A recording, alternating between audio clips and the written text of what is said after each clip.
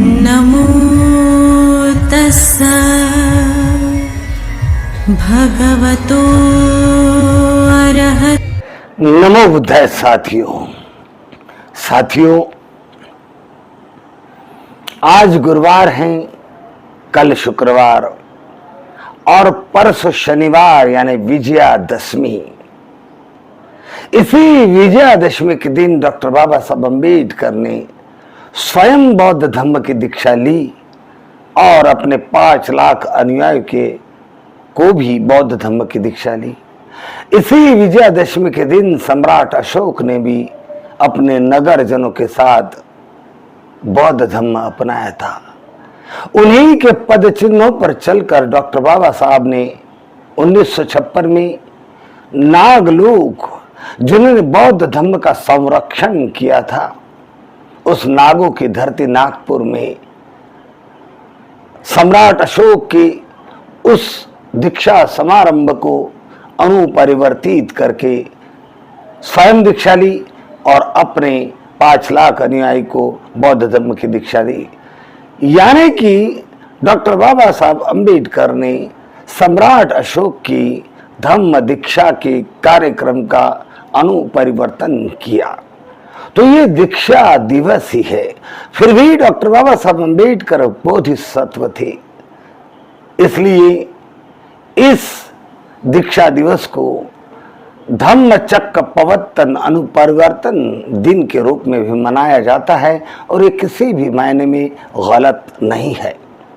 साथियों, भगवान धम्म पदन के धम्म वग्ग में कहते हैं, एसो अमग्गो नत्थनु दर्शनास विशुद्धिया एतं हि तुम्हें पटी पज्जथ मारुम सेनम पमोहनम।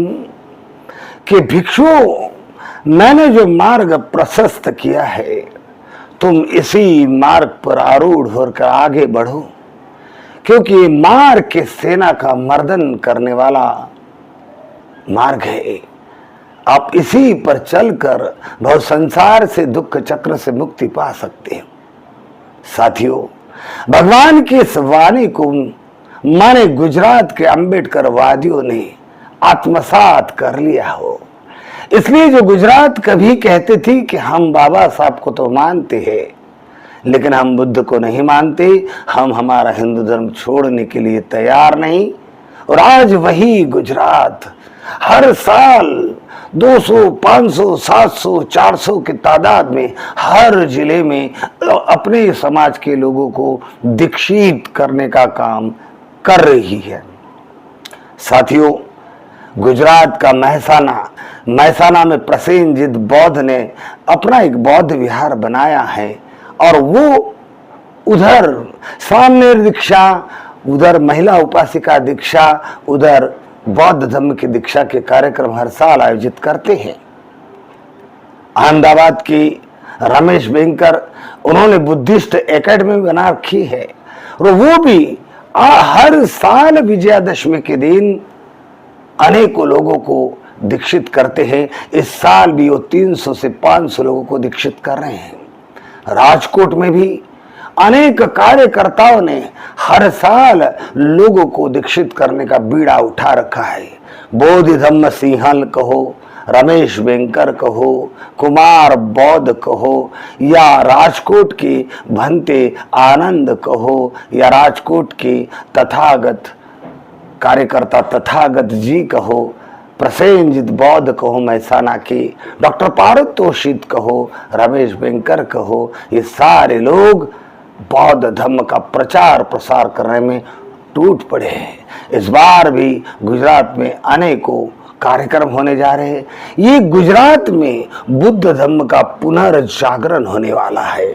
गुजरात भारत में सबसे अधिक बौद्धों की जनसंख्या वाला राज्य बनने के लिए आतुर है, तत्पर है, क्योंकि यहाँ के कार्यकर्ता उस परिश्रम में लगे हुए हैं।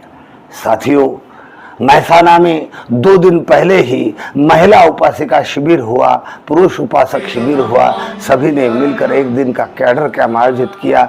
सभी ने एक दूसरे के कार्यक्रम की प्रशंसा की, कार्य की प्रशंसा की। भगवान कहते हैं, गार ओच निवात ओच संतुष्टि च कतुन्नता कालेन धम्म सवनं ये तम मंगलम उत्तमम, कि जिसने भी बुद्ध धर्म के लिए कोई अच्छा काम किया उसका गौरव करना चाहिए।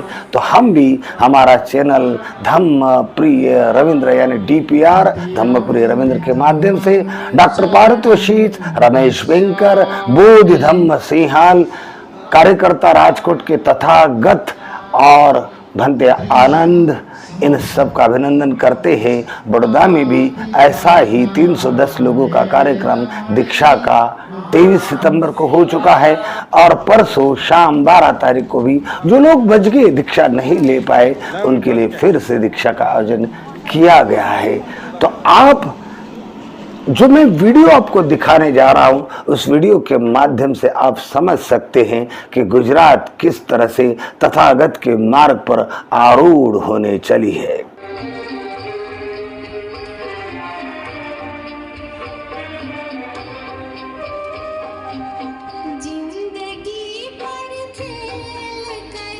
साथियों, कल तारीख 9 अक्टूबर यानी कि मान्यवर काशीराम जी की पुण्यतिथि का दिवस था।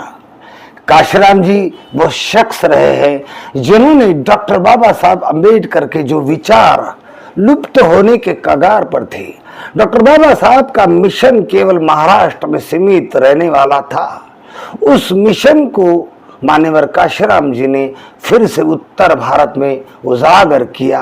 संविधान में डॉक्टर बाबा साहब अम्बेडकर ने जो सुविधाएं दी थी वो लोगों तक पहुंचाई।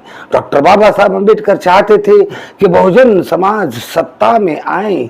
मान्यवर काशीराम जी ने बाबा साहब के उस सपने को अपने परिश्रम के द्वारा साकार करके बताया। उन्होंने DS4 वाम से बहुजन समाज पार्टी जैसे संगठन खड़े करके बहुजन समाज को सत्ताधीश कैसे बना जाता है इसका प्रयोग साक्षात्कार करके दिखाया। उन काशीराम की कल पुण्यतिथि थी और ये कार्यक्रम छोड़ना भी उचित नहीं था। इसलिए बड़ौदा के लुम्बिनी बौद्ध विहार पर बसपा के कार्यकर्ता आ धमके और उन्होंने शाम को मान्यवर काशीराम जी की पुण्यतिथि मनाई।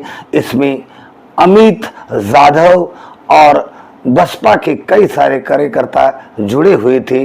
देखिए उन्होंने लुम्बिनी बौद्ध विहार में किस प्रकार से मान्यवर काशीराम जी की पुण्यतिथि मनाई। कि अमित भाई यादव बाबा मान्यवर काशीराम साहब के पुण्यतिथि पर हमें 2 शब्द पे जय भीम, जय भीम, जय भीम, जय भीम। आज विश्व में शांति का संदेशा देने वाले महान गौतम बुद्ध के लुम्बिनी बुद्ध विहार पर नमन करते हुए उनके साथ साथ आज सम्राट अशोक के समय का भारत जिन्होंने हम सबको दिखाने का काम किया, वैसे हमारे बीच आज नहीं रहे। आज जो इनका परिनिर्वाण दिन है, ऐसे जिनको मान्यवर कहते हैं, ऐसे मान्यवर काशीराम साहब के आज के दिन में कोटि कोटि नमन करता है। उनके साथ साथ आप लोग यहाँ पे जो उपस्थित है, आपकी मीटिंग भी थी, बहुत इमरजेंसी और कीमती मीटिंग भी थी। उसके साथ साथ भी आप लोगों ने इस कार्यक्रम में अपना जो समय देने के लिए जो आप उपस्थित रहे, इसके लिए मैं बहुजन समाज पार्टी की ओर से, प्रदेश के नेतागण की ओर से मैं आपका शुक्रिया अदा करता हूँ। मान्यवर काशीराम साहब क्या निर्वाण दिन पर ज़्यादा कुछ नहीं कहूँगा, खाली इतना ही कहूँगा कि हम नारा हमेशा देते हैं कि संविधान जो हमें बाबा साहब आम्बेडकर ने दिया था, लेकिन संविधान को सही मायने में कोई समझाने वाला कोई इस दुनिया में जो कोई शख्स पैदा हुआ तो वो मान्यवर काशीराम साहब थे, जिन्होंने DS4 की स्थापना की। उसके बाद जिसकी जितनी संख्या बढ़ी उसकी उतनी भागीदारी, उसके आधार पर उन्होंने इस राष्ट्र में 15 और 85 की व्याख्या दी। आप समझ सकते हैं कि संविधान में बाबा साहब ने तो दो लिखे थे, बैकवर्ड और फॉरवर्ड, दो जातियाँ दी थी। लेकिन बैकवर्ड किसे कहते हैं और फॉरवर्ड किसे कहते हैं, उसको सही मायने में जमीनी स्तर पर कोई समझाने वाला कोई शख्स था तो वो मान्यवर कांशीराम साहब थे, जिन्होंने हमको 15 और 85 की बात रख के हमको सत्ता की भूख जगाई, हमको संविधान की भूख जगाई कि संविधान आपका है, ये देश आपका है, इस देश की भूमि आपकी है, इस देश में सब कुछ आपका है, लेकिन वो आप कैसे हासिल करोगे, उसके लिए आपको क्या करना पड़ेगा, आपको कैसे हासिल होगा। तो हमारे लोग कहीं कहीं उनके बारे में कब सोच रहे थे तो कैसे पूर्व प्राइम मिनिस्टर ने भी मजाक किया था उनका कि ये क्या कर लेगा कांशीराम, लेकिन उसी कांशीराम ने सब तख्ता बदल दिया। तब लोग सोचने लगे कि सही मायने में अगर कांशीराम साहब का जो काम है अगर हम लोगों को समझ में आ जाए तो हम लोग इस देश में अपना सत्ता कायम कर सकते हैं। और जो बाबा साहब का जो सपना था, बाबा साहब ने हमारे लोगों को बहुत कुछ कहा, सभी लोगों को बहुत कुछ कहा, लेकिन जब हमारा सम्मेलन था तो उन्होंने कहा था कि पॉलिटिकल पावर जब मास्टर की, राष्ट्रीय सत्ता वो मास्टर चाबी है जिनके माध्यम से आप सभी समस्याओं का समाधान कर सकते हैं। हमारे लोग सभी मूवमेंट में बाबा साहब ने जितने भी अपने जीवन में जो जो लफ्ज़ कहे हैं वो सब लफ्ज़ में हमारे लोग काम कर रहे हैं। लेकिन सबको शुभेच्छा है जो बाबा साहब के नाम पर काम करें, उन सबको ये शुभेच्छा है कि आप हर काम में आप सफल रहो। कोई काम पहला कोई दूसरा ऐसा नहीं है, लेकिन हमारे जब से मेरे को समझ में आई है, हमको जब से समझ में आई है, कांशीराम साहब को जब से पढ़ा है तब से मुझे लग रहा है कि सबसे ज़्यादा, सबसे ज़रूरी, सबसे असरकारक, हर जीवन में हर आदमी को असरकारक जो सबसे ज़्यादा कर सकता है वो है पॉलिटिकल मतलब राजकीय सत्ता मिशन। दूसरे लोगों को पॉलिटिकल है, लेकिन हमारे लोगों के लिए वो एक सत्ता का माध्यम नहीं है, वो हमारे लिए सामाजिक परिवर्तन का माध्यम है, वो हमारे लिए आर्थिक परिवर्तन। साथियों, मैं 79 में पामसेप के साथ जुड़ा। पामसेप की नींव रखी जा रही थी और तब से मुझे कांशीराम साहब के साथ में 4-5 दिन एक ही मकान में रहने का मौका भी मिला। हम उनके विचारों से प्रभावित हुए। उनके विचार इतने क्या बोलूं,